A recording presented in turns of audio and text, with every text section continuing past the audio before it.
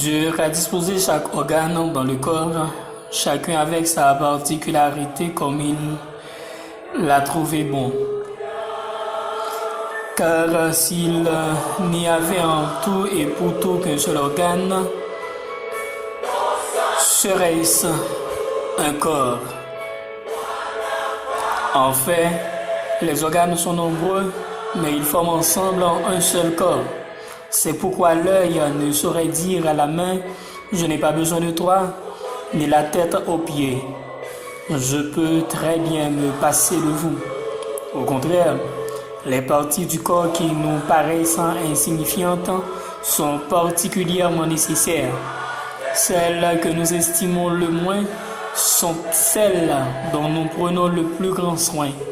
Et celles dont il n'est pas décent de parler, nous les traitons avec des égards particuliers, dont les autres n'ont guère besoin.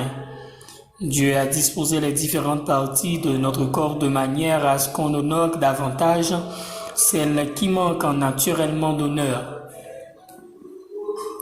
Il voulait par là éviter toute division dans le corps et faire que chacun des membres ait le même souci des autres. Un membre en souffre-t-il? Tous les autres souffrent avec lui. Un membre est-il à l'honneur? Tous les autres partagent sa joie. Or, vous constituez ensemble un corps qui appartient au Christ et chacun de vous, en particulier, en est un membre. 1 Corinthiens chapitre 12, verset 18 à 27.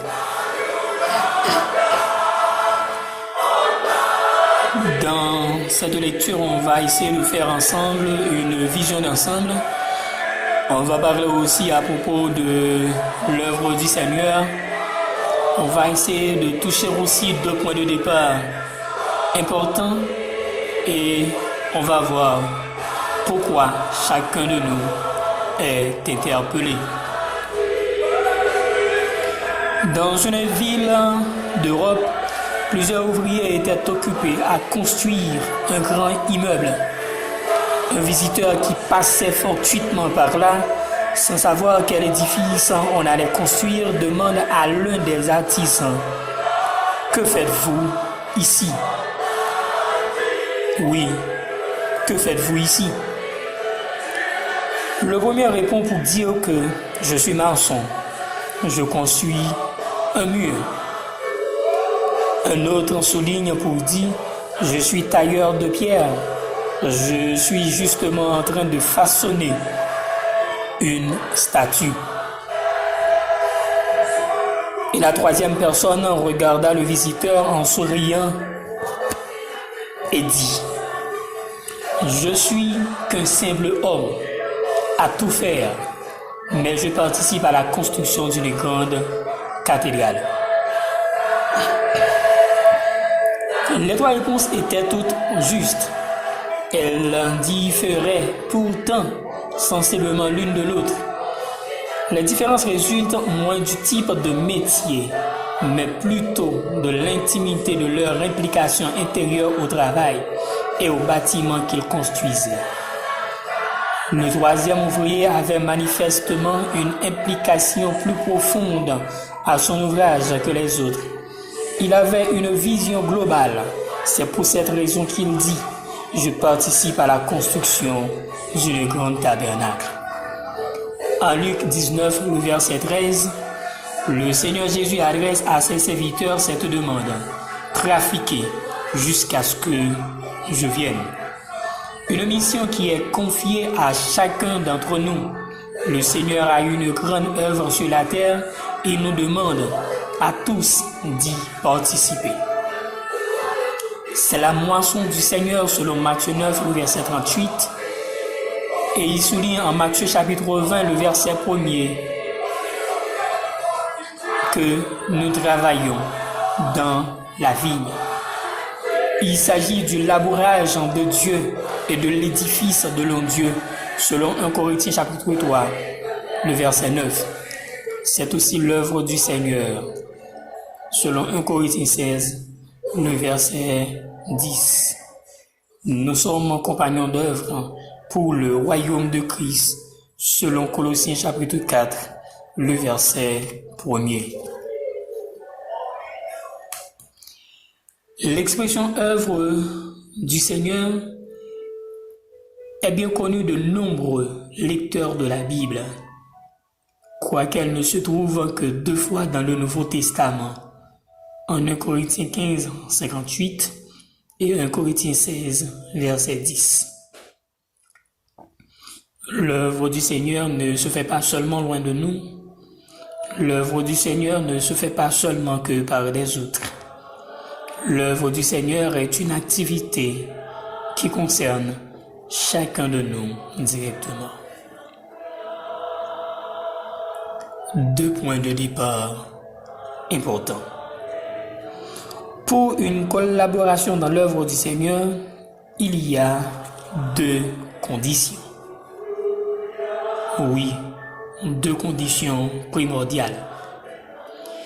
Premièrement, c'est la vie de foi personnelle. Le Seigneur s'est réjoui quand nous désirons faire quelque chose pour lui. Il nous encourage aussi à travailler pour lui. Mais quel est le motif central pour cela? C'est l'amour pour lui. C'est pourquoi une relation intime, individuelle avec Jésus-Christ est une condition indispensable pour chaque service. La vie de foi personnelle à la suite du Seigneur Jésus est le point de départ pour toute saine activité. Travailler pour lui demande que l'on vive avec lui. Deuxièmement, c'est la manifestation de la fidélité dans la vie. Le service pour le Seigneur implique une certaine manifestation de la fidélité dans la vie.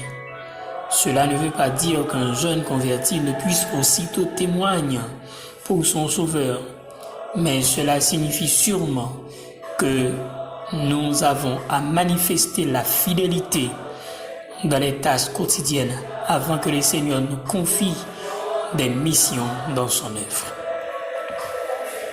Et c'est pourquoi qu'il nous appelle. Chacun de nous est interpellé. Mais pourquoi? Ainsi, mes frères bien-aimés, soyez fermes inébranlablement, abondant toujours dans l'œuvre du Seigneur et sachant que votre travail n'est pas vain dans le Seigneur, selon qu'il est écrit dans 1 Corinthiens chapitre 15, le verset 58. Aujourd'hui, chacun de nous en particulier est interpellé dans le cadre de ce sujet. Il s'agit de toi, il s'agit de moi, il s'agit de nous. Chacun de nous a une tâche dans le service. Dieu veille que chacun s'implique dans l'œuvre du Seigneur. Oui, Dieu veut que chacun s'implique dans l'œuvre du Seigneur. Qu'il en soit ainsi pour vous, ainsi que pour moi. Merci.